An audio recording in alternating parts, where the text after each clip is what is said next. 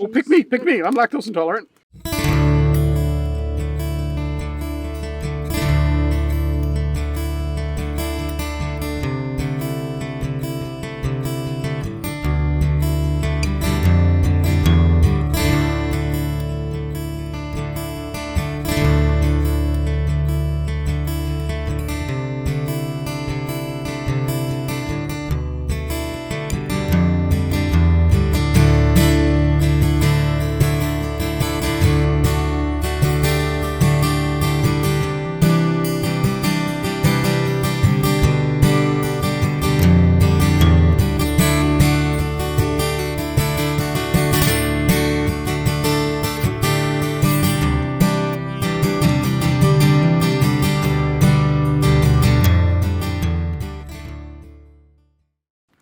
Okay, so we're making supper tonight.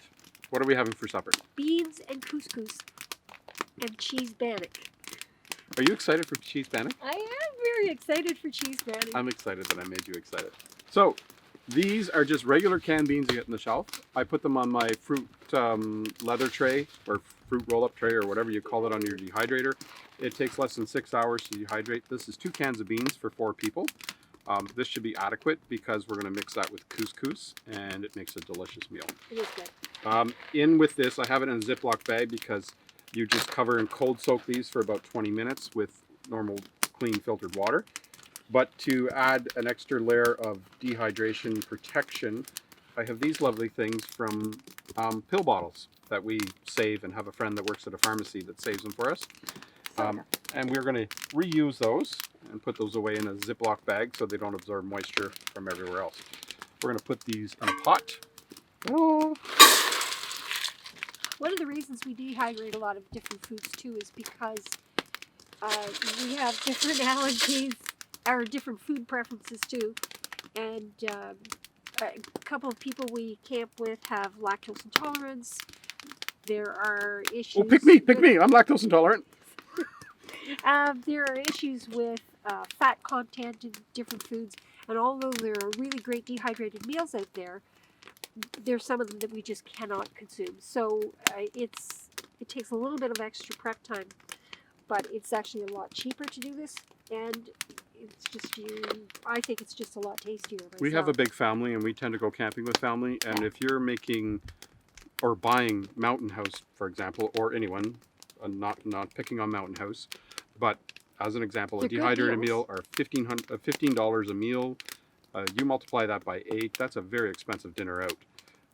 Canned beans and couscous for 4, that's less than a couple of bucks for all of us. Yeah.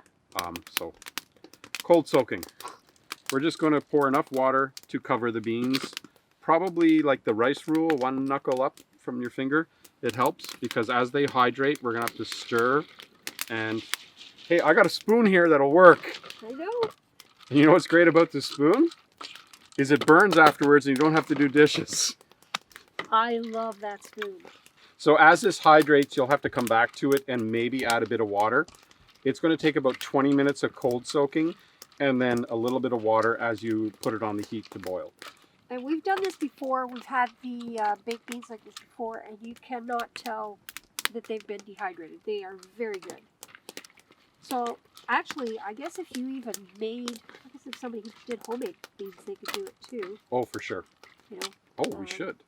Yeah. Because as long as they're not mushy, you can do them. She doesn't like it when my beans go mushy. Set it aside. Thank you, dear. There we go. We'll let that sit. Why do we choose couscous and let's say not rice or spaghetti or macaroni and cheese? Or... Well, the lactose intolerance thing for the macaroni and cheese, you can buy dairy-free, but the couscous is very lightweight. It expands quite a bit. It's nutritious. It's easy to rehydrate it. It doesn't take very long. And you can do so much with it. So if you cook too much, if you have somewhere to keep it cool, you can even eat it cold. So, I mean, that's pretty good. On a former camping trip that I went on with my nephew, we actually did a cold couscous sandwich using dehydrated tuna, couscous, and olive oil and lemon juice. And it was quite good salad, not sandwich, salad. Sorry. Some people think couscous is a grain like rice. It's not. It's actually a pasta that's grated as it's made into this fine little powder. That is deliciousness because it soaks up the juice you're using. Hence a little extra water with the beans. Just to give it a little more sauciness.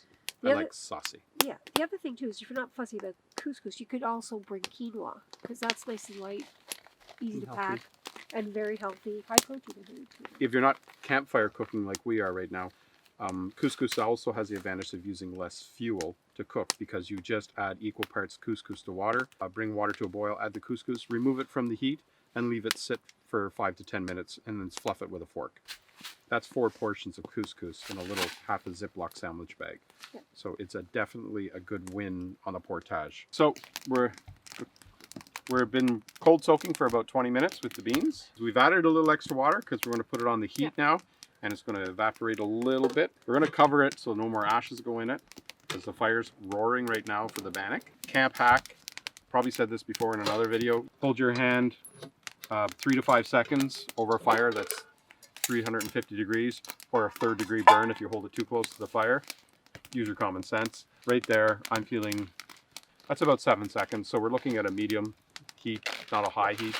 So that's good. You want to stir it quite often because you don't want to burn it. So the couscous is equal parts water and that's the Sea to Summit cup.